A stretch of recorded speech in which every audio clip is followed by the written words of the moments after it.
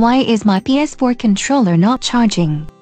Switch the USB slot the charging cable is plugged into, just in case that USB slot stopped working.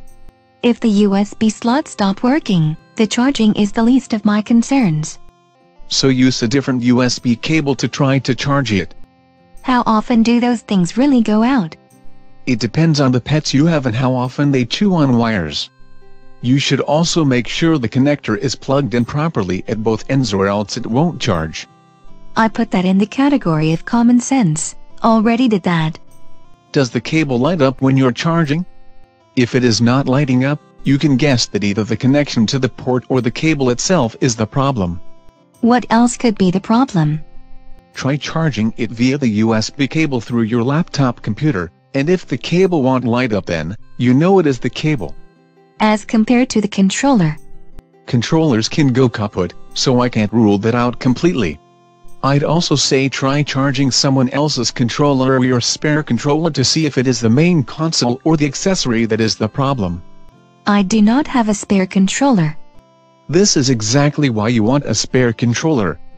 Though if you want the free option, hit the reset option on the controller's back before reconnecting it via the cable to the console, just in case it can resync.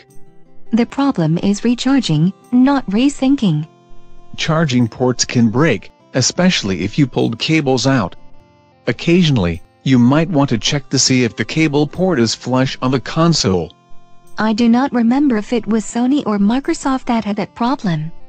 Both have a problem with charging peripherals not charging if the console is off, unless you have the console on and charging before you turn it off. So it can charge the controller if the console is on or in rest mode or even off, if I turn it on first. It is a bug, where if you have the console off and plug in stuff to charge, it usually won't.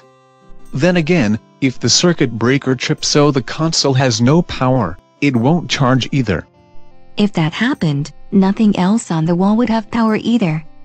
I've heard that some people need to flip the controller over so that it is face down to charge.